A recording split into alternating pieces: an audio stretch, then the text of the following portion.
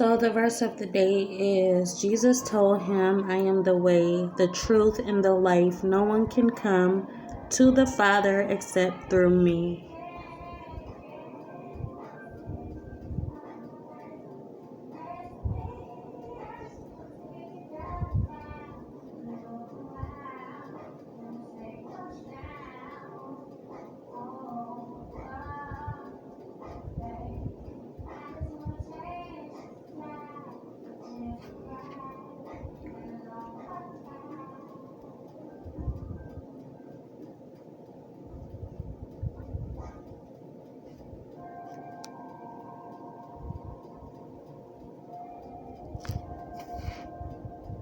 Some situations you just can't figure out.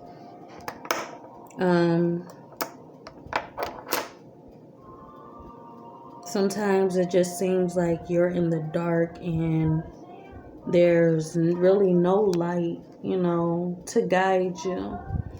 And that's when you just carry on and you do, whatever you used to do.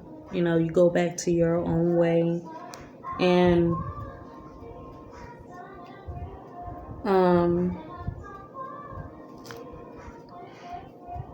like I was in a store and I just couldn't figure out, what do I want?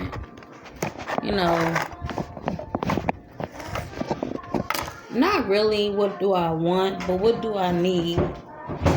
What can guide me when I can't guide myself?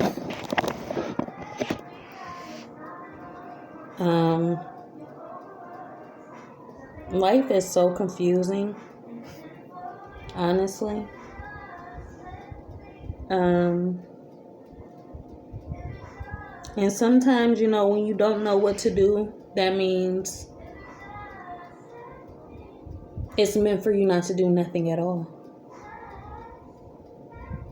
Just let it be. And you go out and you get all these things that you go out and you buy so many things, and it's like, if you're in a situation where you don't know, then it's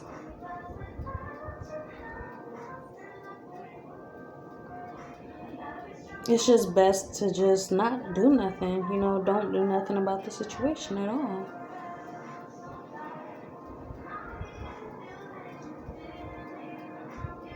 I say that, but it's like something in me is just, something in me. Sometimes you gotta listen to that small voice. It was, as I was out, it was like something, inside of me just kept telling me that I should be doing this. You came out here to do this, but what are you truly, what are you listening to yourself, inside? What's telling you otherwise? Listen to that feeling. I probably failed today because I didn't listen to that feeling, even though all was pulling me that way and I wanted to go that way. That way just seems so, I recognize that way. I know what that way is. But it's just like, it just seems like all is against me right now to where I can't even step foot that way. I can't step foot that way. And I don't know why, It's a lot of people out here preaching and teaching, and what they're saying is true. Don't even go against or don't try to think otherwise. Every single thing they are saying is the truth. It's the truth. And sometimes you don't want to hear the truth. Sometimes you want to look away. But why do you want to look away? You want to look away because you don't want to know. Sometimes it's easier to go out here and continue living life the way you want to But some things, when they say the truth hurts because it hurts the situation. It hurts you as a person. Going out here and just living your life becomes hard because now the truth just keeps getting thrown in your face. I can't do this, I can't do that. Superstition, is, I think, yes, more it's building that superstition. It's building, it's building you, it's building some type of resentment. You resist. Now you resist doing certain things because this truth is just like, it's like a rope. It's like a rope pulling you back. This truth is like a rope pulling you back. You want to do this, you want to do that. You just want to feel free. But how can you have a free mind when it's always, when it's the truth just keeps getting thrown in your face? It's hard to live your life. And it's more like a cry. It's like a cry telling you to stop, stop, stop. I don't want to hear it. Stop. Do something else. Stop. Think about something else. Stop. Tell me something else. Stop. Just stop. Just go ahead and live your life. Resume. Do what you want to do. Do what you feel. You can't do that when it's like truth killers. Truth killers is a person that knows the truth and is throwing the truth in your face to kill your spirit, kill you from uplifting yourself out of this rut that they have dug you in, filled with, nothing but truth. At this point, truth hurts. It's not truth will set you free. It's truth hurts because truth holds you back. Truth captivates you in these shackles. And now you just can't be free. You can't free your mind now. Because now it's too much going on. It's too much going on. And the things that people really want to do, they just want to be free. They just want to live their life, and they can't do that. They can't walk out here and just have a free mind about everything. And that's the thing about technology. That's one disadvantage I can say about technology. It gets out. It spreads the word, a little bit too much. It takes a toll on the mind.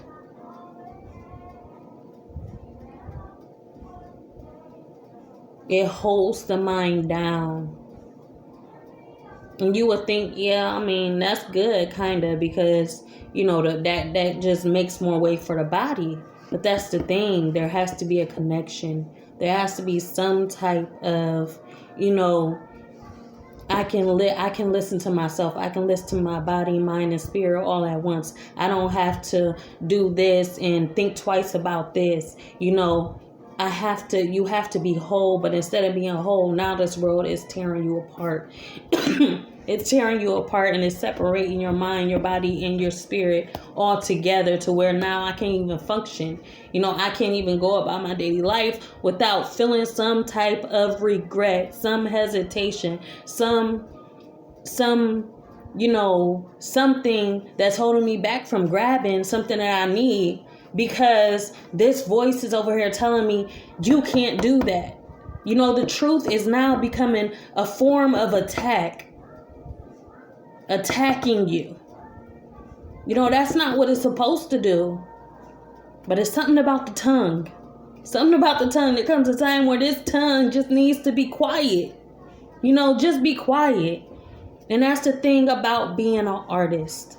That's the beautiful thing about being an artist. That's the beautiful thing about not speaking all the time. You can put all this energy into something else, because sometimes the tongue, the voice is not meant to be spoken, or there's other ways, you can go about something without attacking. So I feel like sometimes people come out here and they say a little bit too much because they know that their situation is about to fall. They know the truth, therefore they're going out here and they're speaking on the truth so that it can have some type of reverse effect. So they can reverse it. They can reverse everything. Whatever's bound to happen, they know. So therefore they're coming out here and they're speaking it into existence, but in another way. They're speaking it into existence.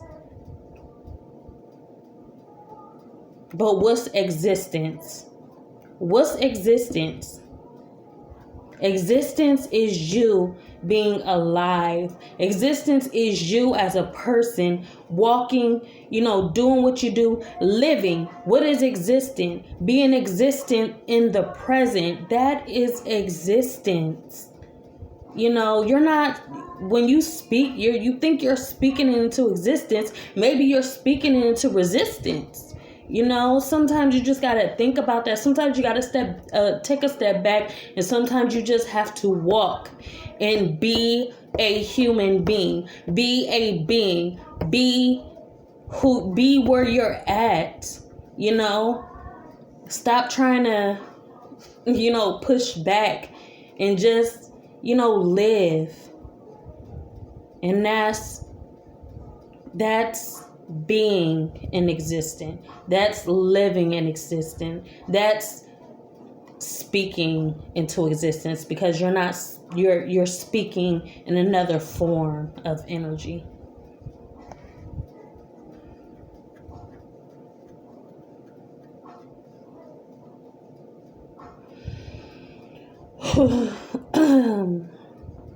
Yeah. So, the verse of the day was, Jesus told him, I am the way, the truth, and the life. No one can come to the Father except through me. And this is John 14:6. So that's what we're going to go to right now.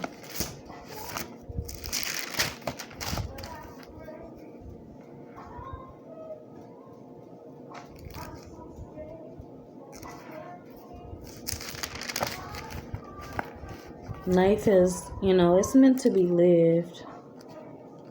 But it's hard to live when you just constantly feel like you're under attack. And a lot of people probably don't mean to be, attacking other people. A lot of people come out in fear, and that's the very thing. You got to learn how to deal with yourself beforehand. Okay, so John is 99.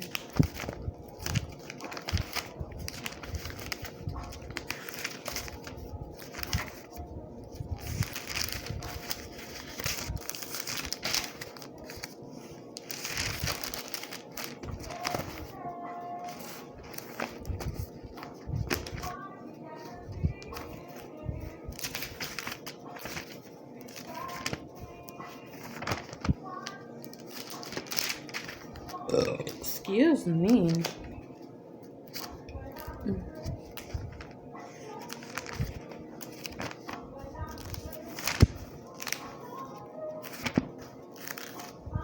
I think it's okay. Sorry.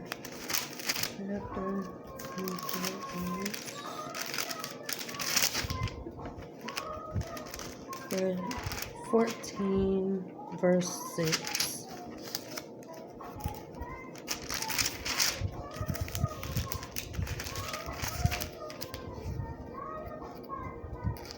So 14 is the focus is Jesus, the way to the Father.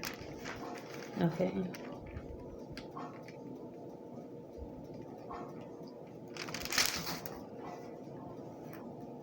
Jesus said to him, I am the way and the truth and the life. No one comes to the Father but by me. If you had known me, you would have known my Father also. Henceforth, you know him and have seen me. Philip said to him, Lord, show us the Father, and we shall be satisfied. Jesus said to him, have I been with you so long, and yet you do not know me? Philip, he who has seen me has seen the Father. How can you say, show us the Father? Do you not believe that I am the Father, and the Father in me? The words that I say to you, I do not speak on my own authority, but the Father who dwells in me does his work. Believe me that I am the Father and the Father in me, or else believe me for the sake of the works themselves. Okay, so believe me that I am in the Father and the Father in me, or else believe me for the sake of the works themselves. Basically, the works through, the human race, the human species, anything that you see and is in awe, or you just, anyone, that's working, you'll see these works through his disciples. Truly, I say to you, he who believes in me will also do the works that I do, and greater works than these will he do, because I go to the Father. Whatever you ask in my name, I will do it, and the Father may be glorified in the Son. If you ask anything in my name, I will do it. Okay, so that was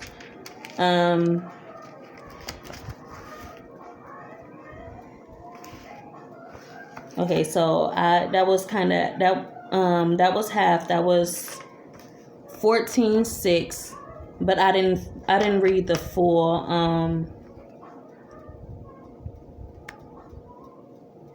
I didn't read the full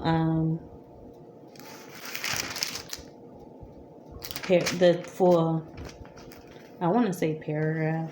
So the first part is, let not your hearts be troubled. Believe. Hold on. Let not your hearts be troubled. Believe in God.